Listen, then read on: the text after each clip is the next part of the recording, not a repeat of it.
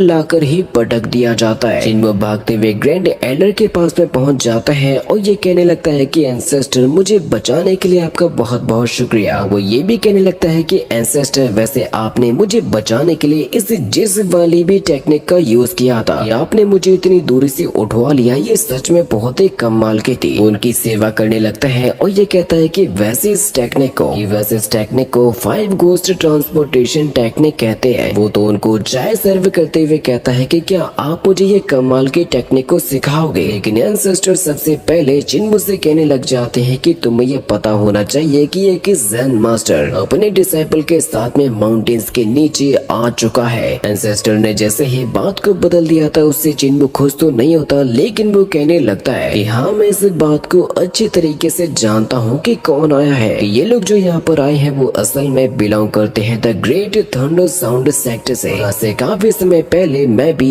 एक Zen master से मिल चुका हूँ, जो कि अपने आप को जिंगमिंग या फिर पता नहीं क्या कह के बुलाता था। मेरे ग्रैंडपा भी एक ज़ेन मास्टर हैं, और अगर मैं बात करूँ इस ज़ेन डिसाइपल के बारे में, तो मैंने इस बंदे को कभी भी देखा नहीं है और मैं इसको जानना भी नहीं चाहता। ये डिसाइपल भी मुझे एकदम सेम टू सेम लगता है उसे दाऊद डिसाइपल के ही जैसे। एंसेस्टर कहने लग जाते हैं कि अब जो दाऊद सेक्ट है वो अपने आप को टेक्निकल स्टडीज की तरफ ले जाएगा, लेकिन ये देखा जाए कि उन लोगों की जो न्यूमरोलॉजी है वो सच में बहुत ही कमाल की है, तभी जाकर उसको पूरे दाऊद सेक्ट का ये कमाल का दाऊद डिसाइपल कहा गया था। लेकिन ये जो ज़ेन सेक्ट है वो लोग असल में फोकस करते हैं अपने माइंड स्टडीज के ऊपर। जो भी डिसाइपल सबसे ज्यादा स्पिरिचुअल रूट्स के गहराई में पहुंच जाता है, जिसके पास में सबसे ज्यादा क्लियर ज़ेन हर्ट होता है, उसी को ही कहा जाता है और बनाया जाता है पूरे ज़ेन सेक्ट का सबसे खास डिसाइपल। ये ज़ेन डिसाइपल पिछली बार की तरह हमारे माउंटेन गेट को ब्लॉक कर रहा है। जो बात सुनकर चिन्मू कहने लग जाता है कि एंसेस्टर मुझे ये बताइए, क्या हमारी इंपीरियल एकेडमी वाकई में इतनी ज्यादा कमजोर है? कोई न कोई यहाँ पर हर रोज आ जाता है और गेट को ब्लॉक कर लेता है। आसपास के सेक्टर ने आखिर इंपीरियल एकेडमी को समझ के क्या रखा है? ये दूसरी बार है जो कि ऐसा हो रहा है। इस बात पर एक एल्डर हंसने लगते हैं तो चिन्मू उनसे ये कहने लग जाता है कि हमारे डाजू के अंदर अगर ऐसा कुछ भी हुआ होता तो चंद चुटकियों के अंदर ही उनको मार पिटाकर भगा दिया गया होता। जहाँ पर एंसेस्टर चिन्मू से सिर्फ एक बात कहते हैं कि मैं तुमसे केवल इतना पूछना चाहता था कि जब एक ज़ेन डिसाइपल ने हमारे गेट को ब्लॉक कर लिया तो फिर तुम वहाँ पर क्यों नहीं गए? चिन्मू कहता है कि देखिए, मैं पहली वाली फाइट में ऑलरेडी जा चुका हूँ और उसको जीत भी चुका हूँ। जिसकी बातों को सुनते हुए अब काफी गुस्से के साथ में सामने आ जाते हैं एंसेस्टर, जिनको ऐसा देखकर होलिंगर तो कांपने लगती है और कहती है कि मास्टर आप थोड़ी सी चाय पी लीजिए। एंसेस्टर कहते हैं कि देखो, बाकी के जितने भी डिसाइपल्स हैं वो सभी के सभी फाइट कर रहे हैं ज़ेन डिसाइपल के साथ में। मुझे सिर्फ इतना बताओ कि आखिर तुम वहाँ पर जा क्यों नहीं रहे हो? चिन्मू कहता है कि देखिए, मैं ऑलरेडी दाऊद डिसाइपल के साथ में फाइट कर चुका हूँ, जिसके साथ में फाइट करने की वजह से मुझे तो इंजरीज भी आ गई थी, यहाँ तक कि मेरे हाथ में तो चोट लगकर मुझे घाव भी हो गया था। वो एंसेस्टर को दिखाता है, लेकिन वो घाव तो ऑलरेडी हील हो चुका था उसकी सलाइवा की वजह से। चिन्मू हैरान होते हुए कहता है कि अरे यार, वो घाव वाला निशान कहाँ चला गया? लेकिन एंसेस्टर चिन्मू की बहानेबाजियों से पक चुके थे, इसी वजह से गुस्से के साथ में कप को टेबल पर पटकते हैं तो चिन्मू कहने लगता है, वैसे मैं आपको बता दूं कि मेरा जो शोल्डर है वो भी काफी बुरी तरीके से इंजर्ड हो चुका था, क्योंकि मुझे मेरे शोल्डर में एक इंटरनल इंजरी हो गई है। देखिए एंसेस्टर, मुझे रिकवर होने के लिए थोड़ा सा समय चाहिए, इसलिए तब तक जो कोई भी फाइट करना चाहता है वो जाकर आराम से फाइट कर सकता है। जिसके फिर अगले ही सीन में अब हम लोगों को दिखाया जाता है बदरशीन को, जो कि अपने कदमों को आगे बढ़ा चुका था उस ज़ेन डिसाइपल के साथ में फाइट करने के लिए। इसे देखकर काफी सारे लोग खुश हो रहे होते हैं और अब बदरशीन उसके सामने जाकर कहने लगता है कि मैं हूँ शेन वानियोन इंपीरियल एकेडमी से और मैं आपसे फाइट करने के लिए आया हूँ ज़ेन डिसाइपल, और मेरा जो पावर लेवल है वो है अभी 5 एलिमेंट रियल में, जो कि अपने इस अवार्ड को निकाल लेता है। और वो ज़ेन डिसाइपल कहने लगता है कि मैं हूँ the great thunder sound sector से और मेरा नाम है फोजन, और मैंने अपनी पावर्स को 6 यूनियन डिवाइन ट्रेजरी पर शील करके रखा है, जो कि अब तुरंत ही बदरशीन के साथ में फाइट करने के लिए अपनी हार्डशिप बॉडी को एक्टिवेट कर लेता है, जिसका ऑरा वाकई में बहुत ही ज्यादा खतरनाक लेवल का लग रहा था। वो ज़ेन डिसाइपल बदरशीन से कह रहा था कि आप अपने कदम को आगे बढ़ाइए, जहाँ पर शेन तुरंत ही अपनी उस टेक्निक का यूज करने लग जाता है जो कि उसको उसको सिखाई होती है इंपीरियल मास्टर ने, जिसकी वजह से अब इस जेन डिसाइपल के ऊपर थाउजेंड्स ऑफ स्वॉर्ड अटैक करने के लिए जाते हैं, लेकिन इनमें से कोई भी उसे बॉडी को ब्रेक नहीं कर पाती। जो चीज देखकर बदरशीन अब तुरंत के तुरंत यहाँ पर यूज करने लग जाता है अपनी ड्रिलिंग स्वॉर्ड टेक्निक को, जिसके बारे में हम सभी जानते हैं कि इस टेक्निक के अंदर स्वॉर्ड की जो नोक है वो एकदम ही टॉप स्पीड पर घूमती है, जो कि सीधी जाके टकरा जाती है उस जेन डिसाइपल की बैल से। वाकई में इतनी ज्यादा स्ट्रॉन्ग होती है जिसने उस जेन डिसाइपल के शील्ड को भी ब्रेक कर दिया था। जो नजारा देखकर सभी लोग काफी खुश हो जाते हैं और अब हमें दोबारा से दिखाया जाता है एंसेस्टर को, जो कि चिन्मू के लेफ्ट शोल्डर को देख रहे थे और वो ये कहने लगते हैं कि जब तुम्हारी स्पिरिचुअल पावर हमारे लेफ्ट शोल्डर से होते हुए हाथ तक पहुंचती है तो वो काफी कमजोर हो जाती है। ये असल में हुआ था तुम्हारे इनकम्प्लीट कल्टीवेशन मेथड की वजह से, जो कि उसको ठीक करने की भी कोशिश कर रहे थे। चिन्मू उनको बताता है कि ये तो वो प्रैक्टिस है जो कि मैं अपने बचपन से करते आ रहा हूँ और इसको तो असल में कहा जाता है इमोर्टल बॉडी 3 एलिजन टेक्निक। उसके पास में तो इसका डायग्राम भी होता है जिसे वो दिखाने लग जाता है एंसेस्टर को और इनसे पूछता है कि क्या आपने कभी ऐसे कल्टीवेशन डायग्राम को देखा है, जिसे देख एंसेस्टर कहने लग जाते हैं कि वैसे सच बताऊं तो मैंने तो आज तक इस टेक्निक का नाम भी नहीं सुना था। क्या तुम मुझे ये बताओगे कि आखिर तुम्हें ये टेक्निक किसने सिखाई थी, किसने बताई थी? इनमें कहता है कि ये टेक्निक असल में मुझे बताई थी मेरे विलेज चीफ ग्रैंडपा ने। एंसेस्टर इसका नाम दोहराते हुए कहते हैं कि इमोर्टल बॉडी 3 एलिजन टेक्निक। मैंने कभी इसके बारे में सुना नहीं है। इसका मतलब तो ये है वो जो तुम्हारे बुड्ढे लोगों का गांव है वो तो मुझसे भी ज्यादा स्किल ट्रेंड है। विलेज चीफ उन सभी में सबसे ज्यादा सुप्रीम है। एंसेस्टर कहने लगते हैं कि मैंने इस इनकम्प्लीट कल्टीवेशन मेथड डायग्राम को डाजू में किसी टेम्पल के अंदर देखा था। चिन्मू कहने लगता है कि अच्छा तो इसको हेवन बुक टावर के अंदर प्रिंट करने वाले आप हो। उसे पूछता है कि एंसेस्टर क्या आपने इसके बाकी के पार्ट्स को देखा है जो कि आप मुझे सिखा सको, क्योंकि इसके हिस्से के मिसिंग होने की वजह से मेरा जो शोल्डर है वो कमजोर रह गया है। जवाब देते हुए एंसेस्टर कहने लग जाते हैं कि वैसे मेरी जितनी अंडरस्टैंडिंग है मैं इसको थोड़ा बहुत तो ठीक कर सकता हूँ, लेकिन गारंटी नहीं ले सकता कि मैं उसको पूरा ही ठीक करूंगा। इसकी वजह से इसके अंदर भी डेफिनेटली फ्लॉज आ जाएंगे। वो कहने लग जाते हैं कि क्योंकि तुम होली कल्ट लीडर बनने वाले हो और हमारे ग्रेट हेवनली सेक्ट की द ग्रेट यूनिफिकेशन टेक्निक को भी सीखना चाहते हो, तो फिर तुम आगे चलकर इतने ज्यादा पावरफुल तो बन ही जाओगे कि तुम खुद से ही अपने फ्लॉ को ठीक कर लोगे, कि उस वक्त में तुम्हारी हेल्प करने के लिए यहाँ पर होगा ही नहीं। वो कहता है कि वैसे एंसेस्टर मुझे हमेशा ही इस बारे में फील होता है, चीजों के बारे में, मैं टेक्निक के बारे में जितना ज्यादा सीखते जाता हूँ मेरी पावर उतनी ही ज्यादा अनलीश होते जाती है, लेकिन ये चीजें मेरे लिए उतनी ही ज्यादा हार्ड भी होते जाती है। ऐसा लगता है जैसे कि इसमें से काफी ज्यादा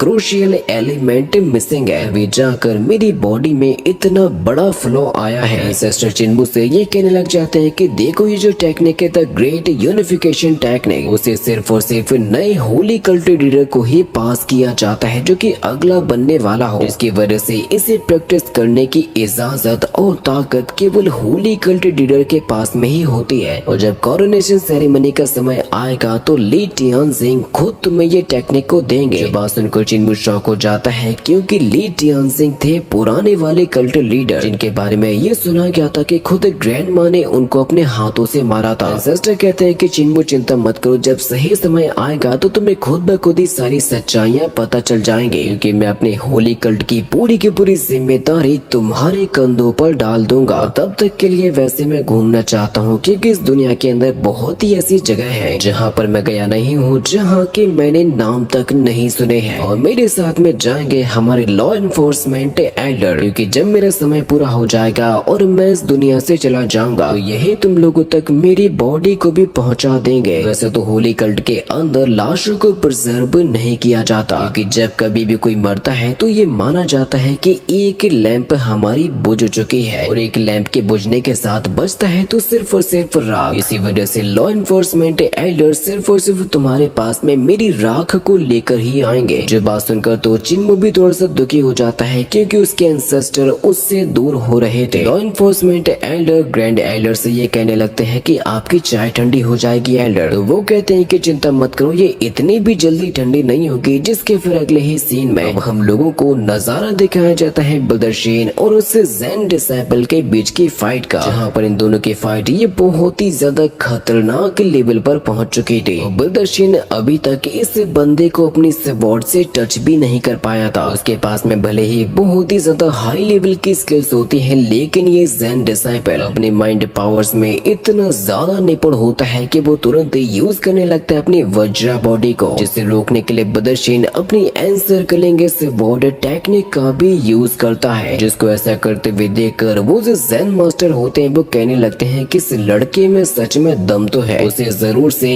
इंपीरियल एकेडमी के अंदर एक हाई लेवल का डिसाइपल होना चाहिए। जहाँ पर ज़ेन डिसाइपल ने बदरशीन के ऊपर अपना एक बहुत ही जोरों का पंच भी हिट कर दिया था, जिसकी वजह से वो इंजर्ड हो जाता है और अब हारने की भी कगार पर आ चुका था। ज़ेन मास्टर कहते हैं कि ये जो डिसाइपल है वो मेरे ज़ेन डिसाइपल के साथ में 10 बार फाइट कर चुका है, तब जाकर उसने हार मानी, यानी कि अब ये भी फाइट खत्म हो चुकी थी। वह यूं कहता है कि यकीन नहीं होता कि बदरशीन भी हार चुके हैं, जिसका मतलब ये है कि अब आकर ऐसा कौन ही सामने आएगा जो कि ज़ेन डिसाइपल को हरा सके। जहाँ से बदरशीन को वापस ले जाया जाता है और ज़ेन डिसाइपल के ऊपर अब नजर होती है यूनजियांग की। अभी हम लोग एंसेस्टर को देख पाते हैं जो कि जिन्मू से कहने लगते हैं कि यंग कल्ट लीडर, जितनी भी हो सकूंगा तुम्हें वो सारी की सारी टेक्निक को देकर ही जाऊंगा। मैंने सिर्फ और सिर्फ तुम्हें सिखाने के लिए नेस्ट मास्टर को भी बुलाया था, और अगर फिर भी तुम उस ज़ेन डिसाइपल को ना हरा सको तो फिर आखिर मुझे किसको बुलाना चाहिए। वो एम्पर का नाम लेते हैं तो जिन्मू अपने मन में सोचने लग जाता है एम्पर के बारे में, क्योंकि ये कहने लगते हैं कि भले ही गॉड्स ने डांसू में अपने लोगों को छोड़ दिया, लेकिन मैं नहीं छोड़ सकता, मैं जितने ज्यादा हो सके उतने लोगों को बचाऊंगा। इसी वजह से जिन्मू तुरंत ही उठते हुए कहने लग जाता है कि यानकांग किंगडम में जो सबसे टॉप लेवल का मास्टर है वो तो होंगे एम्पर। मुझे बताइए क्या वो लेक्चर देने के लिए आ सकते हैं, क्योंकि उनकी टेक्निक तो और भी ज्यादा कमाल की होंगी। एंसेस्टर कहते हैं कि वैसे जिन्मू तुम्हें ये बचकानी हरकतें करना छोड़ देना चाहिए, क्योंकि इमरजेंसी के टाइम पर हम एक बार किसी को बुला सकते हैं, बार बार ऐसा करने से तुम मुझे ये बताओ कि मैं इस उम्र में अपना मुंह कहाँ छुपाता फिरूंगा। एम्पर क्या सोचेंगे कि मैंने एंसेस्टर होते हुए भी किसी को कुछ भी नहीं सिखाया, दोबारा ऐसा करूंगा तो मैं किसी को मुंह दिखाने के लायक नहीं बचूंगा। जिन्मू कहने लगता है कि एंसेस्टर वैसे अब हमारे सामने 3 में से 2 ग्रेटेस्ट सेक्ट के बंदे तो आ चुके हैं, तो कैसी तरीके से तीसरा यानी कि हमारा हेवनली सेक्ट भी सामने आएगा, जिसकी वजह से मुझे ही नया कल्ट लीडर होने के नाते इंपीरियल एकेडमी के गेट को ब्लॉक करने के लिए जाना होगा। फिर देखता हूँ कि मुझे कौन हराता है। जो बात सुनकर एंसेस्टर कहने लग जाते हैं कि वैसे तुम्हें क्या लगता है कि केवल तुम ही हो इस एकेडमी के अंदर जो कि ज़ेन डिसाइपल को हरा सकता है? तुम्हें अभी तक यहाँ की ताकत के बारे में पता नहीं है। जहाँ पर अब रात के समय में हमें उन्हें ज़ेन डिसाइपल और ज़ेन मास्टर को दिखाया जाता है, जिनके पीछे से अब पहुँच जाती है यूनजियांग, और वो कहने लगते हैं कि ज़ेन डिसाइपल का मैंने नाम सुना था कि वो है फूजन, और क्योंकि उनका ज़ेन हार्ट एकदम ही प्योर है, एकदम ही सॉलिड है, तो क्या आप हमेशा उसे इसी तरीके से प्योर रख पाओगे? उनके पास में पहुंचकर ये कहने लगते हैं कि हाँ वैसे यूनजियांग के पास में टैलेंट तो कम है, लेकिन मैं तुम्हारे लिए वो डस्ट जरूर से बनने की कोशिश करूंगी जो कि तुम्हारे हार्ट को गंदा कर देगी। जिसकी वजह से वो ज़ेन डिसाइपल तुरंत ही खड़ा हो जाता है अपनी लोटस टेक्निक का यूज करते हुए। नजारा भी बहुत ही कमाल का होता है। उसके आगे की स्टोरी को देखने के लिए जल्दी से चैनल को सब्सक्राइब भी कर दो।